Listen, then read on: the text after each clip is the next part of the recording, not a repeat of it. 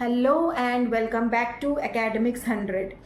मैंने अपने previous video में दो पोम का समरी दी थी जिसका नाम था how to tell wild animals और एक दूसरी पोम थी जिसका नाम था द बॉल पोम। इस दोनों पोम का एक्सप्लेनेशन मेरे प्रीवियस वीडियो में आप लोगों को मिल जाएगा और आज वाले वीडियो में मैं आप लोगों को इन्हीं दो पोम के जो पोएटिक डिवाइसेस यूज हुए हैं वो मैं बताने वाली हूँ। कौन कौन से लाइन में पोएटिक डिवाइसेस यूज हुआ है, पोएटिक डिवाइसेस के एग्जाम्पल और उनके डेफिनेशन के साथ। So let's begin this video.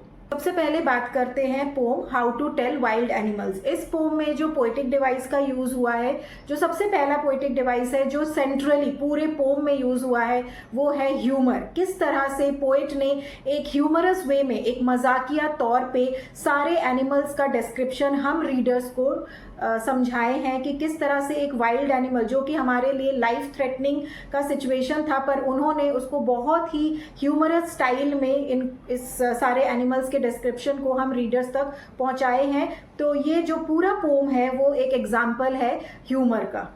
दूसरा जो पोएटिक डिवाइस है वो है आयरनी। आयरनी क्यों? क्योंकि ये जो एनिमल्स है वो हमारे लिए बहुत ही खतरनाक डेंजर सिचुएशन है और पर जो पोएट है उन्होंने इसको मजाकिया तौर पे समझाए हैं।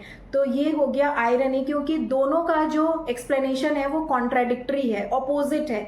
क्योंकि जो सिचुएशन हो रहा है, जो चल रहा है, जब हम एनिमल को मिलने के लिए जंगल में जाते हैं, सबसे पहली बात तो हम एनिमल से मिलने नहीं जाएंगे कभी भी जंगल में, पर पोएट ने ऐसा बताया है कि आप मिलने जा रहे हो, आपसे मुलाकात हो रही है। तो ये जो उन्होंने मजाकिया तौर पे एनिमल का डिस्क्रिप्शन दिया है जो कि बिल्कुल भी हमारे लिए एक बहुत ही कूल सिचुएशन बिल्कुल भी नहीं होगा, वो इजी सिचुएशन बिल्कुल भी नहीं होगा। एक रॉयल बंगाल टाइगर अगर हमारे सामने आए, हमको अटैक करे, वो हमारे लिए बिल्कुल भी एक अच्छा सिचुएशन नहीं होगा, वो हमारे लिए डेंजरस सिचुएशन होगा।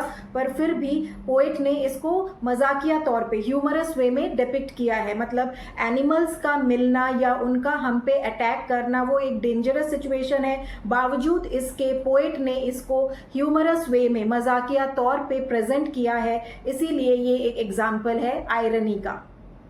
नेक्स्ट जो हम पोएटिक डिवाइस की बात करेंगे वो है एलिट्रेशन। एलिट्रेशन मतलब जो भी लाइन में, अगर एक लाइन में एलिट्रेशन यानी कि कॉन्सोनेंट साउंड का बार बार रिपीट हो रहा है, एक ही सिंगल लाइन में बार बार कॉन्सोनेंट साउंड का रिपीट हो रहा है, तो वो है एलिट्रेशन का एग्जाम्पल। कॉन्सोनेंट साउंड हम कैसे रिकॉग्नाइज करेंगे? कॉन्सोनेंट साउंड यानी कि जब हम बोलते हैं तब अगर व्यंजन वाले वर्ड्स जो कि क से लेके ज्ञ तक है, इसमें जो साउंड प्रोड्यूस होता है, ये साउंड अगर हमारे बोलने पे आए तो वो है कॉन्सोनेंट साउंड। तो एक सिंगल लाइन में अगर कॉन्सोनेंट साउंड का रिपीट बार बार हुआ है मोर देन वन टाइम, तो वो हो जाता है एग्जाम्पल एलिट्रेशन का। इस पोम में बहुत सारे पैराग्राफ में एलिट्रेशन का यूज हुआ है। सबसे पहला जो पैराग्राफ है वहां पे लाइन नंबर 5 में एलिट्रेशन का यूज हुआ है। वाई साउंड, य साउंड है, तो जो कि कॉन्सोनेंट साउंड है, यू का रिपीट 2 बार हुआ है, तो वो फर्स्ट जो पैराग्राफ है लाइन नंबर 5 में वो एग्जाम्पल है एलिट्रेशन का। नेक्स्ट एलिट्रेशन का यूज हुआ है थर्ड पैराग्राफ में लाइन नंबर 3 में, जो कि ही और हैज, ह साउंड का रिपीट 2 बार हुआ है, एक से ज्यादा बार 2 बार यूज हुआ है, तो ये भी एक एग्जाम्पल है एलिट्रेशन का। इसी तरह से बहुत सारे पैराग्राफ में एलिट्रेशन का यूज हुआ है। सिर्फ इतना ही हमें देखना है कि कोई भी कॉन्सोनेंट साउंड अगर एक ही सिंगल लाइन में एक से अधिक बार यूज हो रहा हो तो वो एग्जाम्पल है एलिट्रेशन का। उसके बाद नेक्स्ट पोएटिक डिवाइस है पर्सोनिफिकेशन। फोर्थ पैराग्राफ में जब पोएट ने बेयर का डिस्क्रिप्शन दिया है, वहां पे उन्होंने कहा है कि bear hugs you very very hard. जो हग करना ये एक ह्यूमन एट्रीब्यूट है, तो अगर हम कोई भी ह्यूमन की क्वालिटी, कोई भी एनिमल को या कोई भी नॉन लिविंग थिंग को हम देते हैं ह्यूमन की क्वालिटी, तो वो पर्सोनिफिकेशन का एग्जाम्पल होता है। हग करना एक ह्यूमन का क्वालिटी है, पर उसको किसको दिया गया है? बेयर को दिया गया है, तो इसीलिए ये यहाँ पे एग्जाम्पल बन जाता है पर्सोनिफिकेशन का, जो कि यूज हुआ है फोर्थ पैराग्राफ में बेयर के डिस्क्रिप्शन में।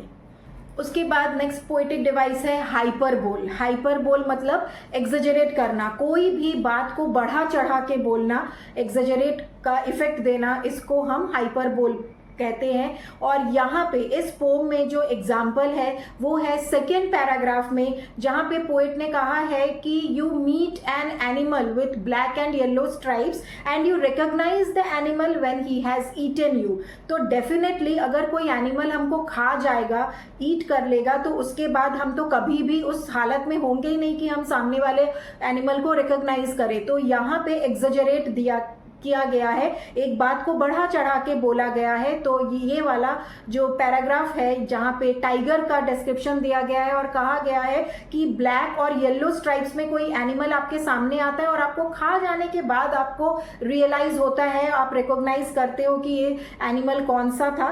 तो ये है एग्जाम्पल हाइपरबोल का, which is giving an exaggeration. फिर उसके बाद एंजैम्बमेंट का भी यूज बहुत सारे लाइंस में हुआ है। एंजैम्बमेंट का मतलब ये है कि एक लाइन लगातार फ्लो होता हुआ आगे बढ़ता जा रहा है, कोई भी पॉज या फिर पंक्चुएशन मार्क के बिना। सपोज एक लाइन शुरू हुआ, एंड में ना तो फुल स्टॉप है ना ही कॉमा है, बिना कोई पंक्चुएशन मार्क के वो फर्स्ट लाइन से दूसरे लाइन में पहुंच गया। तो ये जो फ्लो है पोम के लाइंस का, इसको हम एंजैम्बमेंट कहते हैं, जहां पे एंड में कोई भी पंक्चुएशन मार्क ना हो। तो इतना ही था इस पोम में, how to tell wild animals के पोएटिक डिवाइसेस। अब हम आते हैं नेक्स्ट पोम में, द बॉल पोम। इस पोम में जो सेंट्रली यूज हुआ है पोएटिक डिवाइस वो है मेटाफॉर, क्योंकि इस पोम में बॉल के खोने के तुरंत बाद जिस तरह से जो छोटा लड़का था वो अपना चाइल्डहुड, अपना इनोसेंस भी खो देता है, एकदम से वो मैच्योरली बिहेव करने लगता है।